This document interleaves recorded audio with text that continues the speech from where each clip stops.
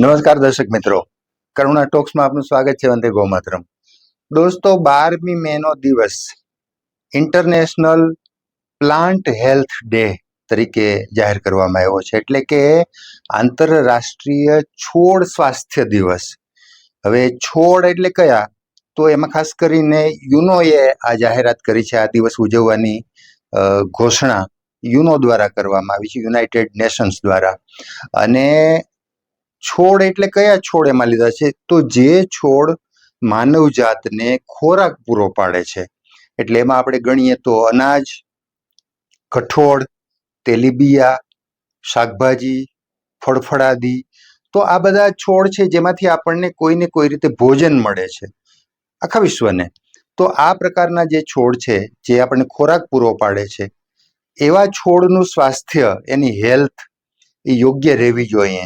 કારણ કે યુનોને વર્ષો પછી, વર્ષોની સંશોધન, વર્ષોના તારણો પછી એવું લાગ્યું છે કે વિશ્વમાંથી ગરીબી, ભૂખમરો ઓછો નથી થતો. ભલે એની ટકાવારીમાં થોડો ઘણો ફેરફાર થતો હોય, પણ નાબૂદ થઈ જવો હોય. આટલી વિજ્ઞાન ટેકનોલોજી જ્યારે આગળ હોય, આટલો બધો માનવ આગળ વધી ગયો હોય, સમૃદ્ધિ આવી હોય, પૈસા આવ્યા હોય, વિકાસ આટલો બધો થઈ રહ્યો હોય આખા વિશ્વનો, ત્યારે ભૂખમરો, કુપોષણ, ગરીબી આવું કેમ રહેવું ના જોઈએ. પણ યુનોના તારણમાં એવું લાગ્યું છે કે જે ફૂડ પ્લાન્ટ છે, જે આપણને અનાજ આપે છે, કઠોળ આપે છે, શાકભાજી, ફળો છે, એ પ્લાન્ટનું હેલ્થ યોગ્ય નથી. યુનોએ એટલા માટે 12મી મેનો દિવસ આ પ્રકારના જે પ્લાન્ટ છે, આ પ્રકારના જે છોડ છે, એનું સ્વાસ્થ્ય બરાબર રહે, જળવાયેલું રહે, એને માટે આ દિવસ જનજાગૃતિ માટે જાહેર કર્યો છે. અને 12મી મે આખા વિશ્વમાં છોડની હેલ્થ માટેની ચર્ચાઓ, ગેટ ટુગેધર, સ્લાઇડ શો, પ્રવચનો, સેમિનારો, વર્કશોપ આ બધું યોજાતું હોય છે આખા વિશ્વમાં.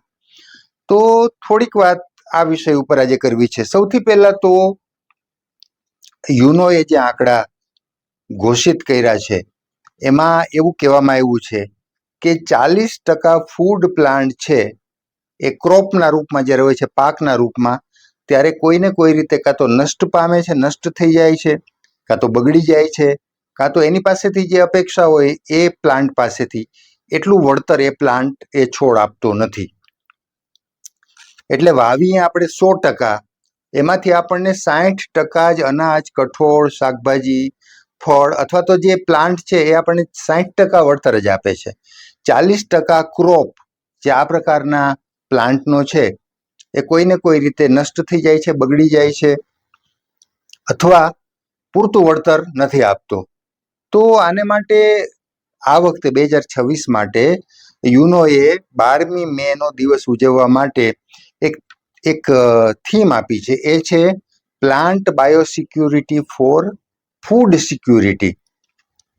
તો આ થીમ ઉપર આખું આ દિવસ, 12મી મેનો દિવસ આખા વિશ્વમાં ઉજવાય છે. અને ખાસ કરીને આપણે જાણીએ છીએ કે માનો કે આપણે સૌરાષ્ટ્ર ગુજરાતની વાત કરીએ તો આપણે ત્યાં ફૂડ પ્લાન્ટમાં શું છે, જેમ કે ઘઉં વવાય છે, એના છોડ થાય છે, પછી બાજરી વવાય છે, તેના છોડ થાય છે, જુવાર, મકાઈ, એ જ રીતે તમે તેલીબિયામાં લ્યો તો મગફળી વવાય છે, પછી એરંડા વવાય છે, પછી તલ, પછી કઠોળમાં તમે લ્યો તો મગ, મઠ, ચણા, આ બધા કઠોળ વવાય છે, તલ, ઘણું બધું કઠોળના રૂપમાં. મુખ્ય જે આપણા પાક છે અનાજના રૂપમાં, શાકભાજી અને ફળો. તો આપણે માનો કે એક ખેડૂત છે એ 10 વીઘામાં ઘઉં વાવે છે, તો એને જે વળતર મળવું જોઈએ એ 10 વીઘાના ઘઉંનું જે મળવું જોઈએ એના કરતાં એને 40% જેટલું ઓછું મળે છે. જુદા જુદા કારણો છે. કાં તો ક્યાંક ને ક્યાંક ટેકનોલોજીનો અભાવ છે, ક્યાંક ને ક્યાંક ખેતી કરવાની રીત એની કંઈક જુદી છે, ક્યાંક ને ક્યાંક જે પ્રમાણે એને પોષણ મળવું જોઈએ, પાણી મળવું જોઈએ, તો એ છોડને નથી મળતું. ક્યાંક ને ક્યાંક અન્ય કારણો છે, જીવાતનો ક્યાંક ઉપદ્રવ છે, ક્યાંક એવા નાના મોટા જીવોનો ઉપદ્રવ છે. જે પણ કારણો છે, તો એ કારણોથી એનો 40% જે પાક છે બગડે છે. એટલે વળતર પૂરું નથી મળતું અને છેલ્લે એ નુકસાન જાય છે દેશને અને વિશ્વને. જેમ કે આખા વિશ્વમાં એક અંદાજ હોય કે આટલું અનાજ પાકશે, આટલું કઠોળ પાકશે, આટલું ફળફળાદી આવશે, આટલું શાકભાજી આવશે, એના કરતા 60% જાય. એટલે 40% ક્રોપ છે ને એ કાં તો બગડે છે કાં તો કોઈ ને કોઈ રીતે એમાં નુકસાન જાય છે. એટલે 100% સામે 100% વળતર મળવાને બદલે માત્ર 60% મળે છે. હવે આની અસર શું થાય? તો કે ખેડૂતને ઓછું વળતર મળે, ખેડૂત છે એ પોતે એને નુકસાન જાય, અથવા તો બહુ જ જેને કહેવાય કે એને જે વળતર મળવું જોઈએ એના કરતાં 40% ઓછું મળે.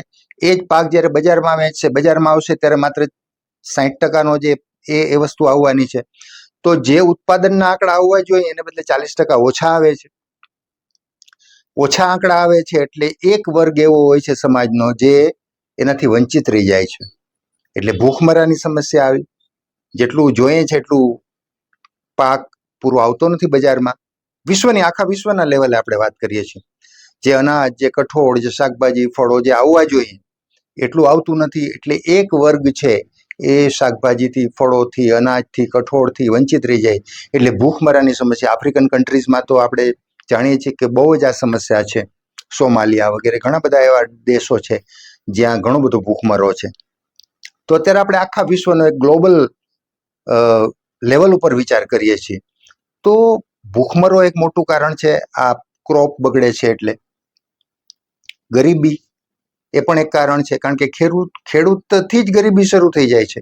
એને જેટલું ખેતરમાં આરોપણ કર્યું છે, નાખ્યું છે, જે ખર્ચ કર્યો છે એના બદલામાં એને 60% વળતર જ મળ્યું, 40% તો એને ફેલ ગયો એનો પાક જુદા જુદા કારણોથી. તો આ બધી સમસ્યાઓનું, ભૂખમરાનું, કુપોષણ, આજે ઘણી બધી સમસ્યા છે કુપોષણની દેશમાં અને દુનિયામાં. બાળકો કુપોષિત રહી જાય છે. કુપોષિત બાળક મોટું થઈને પછી કેવું નાગરિક થાય, કેમ તંદુરસ્ત બની શકે, એ તો સમસ્યા છે. તો કુપોષણ, ભૂખમરો, ગરીબી, આ બધી સમસ્યાનું મૂળ ક્યાંક ને ક્યાંક આ ક્રોપમાં છે, પાકમાં છે, જે ઓછો પાકે છે. તો યુનોએ 12મી મેનો દિવસ એ છોડની તંદુરસ્તી અને ખાસ કરીને જે ખોરાકી છોડ છે એની તંદુરસ્તીના દિવસ માટે જાહેર કર્યો છે. હવે આનું સોલ્યુશન શું? યુનોએ ઘણા બધા રસ્તા બતાવ્યા છે. ખેડૂત આધુનિક ઢબથી ખેતી કરે. આધુનિકનો અર્થ એવો નથી કે જંતુનાશક દવાઓ નાખવી, રાસાયણિક ખાતર નાખવા. આધુનિકનો મતલબ ઓર્ગેનિક પણ થાય છે, વધુમાં વધુ વળતર મળે, ઓછામાં ઓછો ખર્ચ થાય એવો થાય છે, વધુમાં વધુ ઉત્પાદન મળે એવો થાય છે, વધુમાં વધુ પાક વેચી શકે, બજારમાં જાય, બજારમાં પૂરતી જેટલી માંગ છે એટલો પુરવઠો મળી રહે એવો થાય છે. ટેકનોલોજીનો જ્યાં ઉપયોગ કરવાનો છે, ડ્રીપ ઇરિગેશન વગેરેનો, પાણી ફેલ ન જાય, પાણી વ્યર્થ ન જાય. તો એ બધી વસ્તુને ધ્યાનમાં લઈ અને પાક પૂરતો પાકે, બજારમાં પૂરતી ડિમાન્ડ છે એટલો સપ્લાય આવે, તો એ બધી વસ્તુ યુનોએ ધ્યાનમાં રાખી છે. અને એ રીતે 12મી મેનો દિવસ આખા વિશ્વમાં ક્રોપ હેલ્થ એટલે કે જે પ્લાન્ટ હેલ્થ છે એને માટેનો ઉજવાય છે. તો બસ આપણે પણ એ વિષય ઉપર ફોકસ કરીએ, ખેડૂતો ખાસ કરીને ફોકસ કરે, લોકો ફોકસ કરે. બીજું કે ભૂખમરો છે તો એક જગ્યાએ રાંધેલો મોટા ભાગનો ખોરાક ફેંકી દે છે, લોકો ફેંકી દેવો પડે છે. મોટા મોટા સમારંભોમાં તમે જુઓ તો ખૂબ બગાડ થતું હોય છે. બુફે ભોજન લગ્નમાં આપણે જાય છીએ, ખૂબ બગાડ થાય છે. અને એક વર્ગ ભૂખે સૂઈ જાય છે, એની પાસે જમવાનું નથી, એની પાસે ભોજન નથી. તો આ બે વચ્ચેની ખાઈ પણ દૂર કરવી પડે, એ પણ બહુ જરૂરી છે. થાળીમાં જેટલું જોઈએ છે એટલું જ લઈએ, અનાજનો બગાડ ના કરીએ. આપણને એમ થાય કે શું ફેર પડે, થોડુંક થાળીમાં વધે. ના, બહુ ફેર પડે. એક માણસ, આપણી થાળીમાં વધેલો ખોરાક એક માણસ સુધી નથી પહોંચતો એટલે માણસ ભૂખો સૂઈ જાય છે, એ કુપોષિત રહી જાય છે, એ ભૂખમરાનો ભોગ બને છે. તો આ પણ એક રસ્તો છે કે જેટલું જોઈએ છે. અન્નને આપણે ભગવાન કહીએ છીએ, અન્નને આપણે દેવતા કહીએ છીએ, પ્રસાદ કહીએ છીએ. તો પ્રસાદ તો વ્યર્થ ના જવો જોઈએ, પ્રસાદ તો એઠવાડમાં ના જવો જોઈએ. અન્ન દેવ છે તો એ દેવ છે એ ગમે ત્યાં રખડતા હોય, ગમે ત્યાં એઠવાડમાં હોય એવું તો ના થવું જોઈએ. અને કોકના પેટમાં, કોકના શરીરમાં પણ ઈશ્વર છે, ત્યાં પણ દેવ છે, તો એ ભૂખે ના સૂઈ જવા જોઈએ. તો આ બધી પરિસ્થિતિનો તાગ ભારતીય પરંપરામાં, ભારતીય સંસ્કૃતિમાં સારી રીતે મેળવી શકાય છે, આપી શકાય છે. યુનો તો આપણને ગાઈડલાઈન આપે, માર્ગદર્શિકા આપે, પણ ભારતીય પરંપરા પ્રમાણે જો આપણે જીવીએ તો આપણે પણ ભૂખ્યા ના રહીએ, આપણો થાળીમાં અનાજ વધે પણ નહીં, કારણ કે આપણે તો એને દેવ માનીને, આપણે તો પગે લાગીને પછી જમીએ છીએ, આપણે તો નમન કર્યા પછી ભોજન લઈએ છીએ. એ પરંપરાના લોકો છીએ. તો એ પરંપરાને નિભાવીએ તો આપણે પણ સુખી રહેશું અને વિશ્વ સુખી રહેશે. આપણી આજુબાજુના બાંધવો, ભગીનીઓને ભૂખા નહીં સૂવું પડે. તો બસ 12મી મેનો દિવસ ક્રોપ હેલ્થ ડે છે, ત્યારે ભારતીય પરંપરા પ્રમાણે જે પણ આપણે કરી શકતા હોય એ કરીએ અને આપણે પણ તંદુરસ્ત રહીએ, આપણે પણ પૂરતું ભોજન લઈએ, આપણી આજુબાજુના લોકો પણ તંદુરસ્ત રહીએ, પૂરતું ભોજન લઈએ, એને પૂરતી થાળીમાં શાક રોટલી મળી રહે. બસ એ વાત આજે કરવી હતી. ફરી પાછા કોઈ નવી વાત સાથે, નવા વિષય સાથે મુલાકાત કરશું. ત્યાં સુધી રજા આપશો. નમસ્કાર.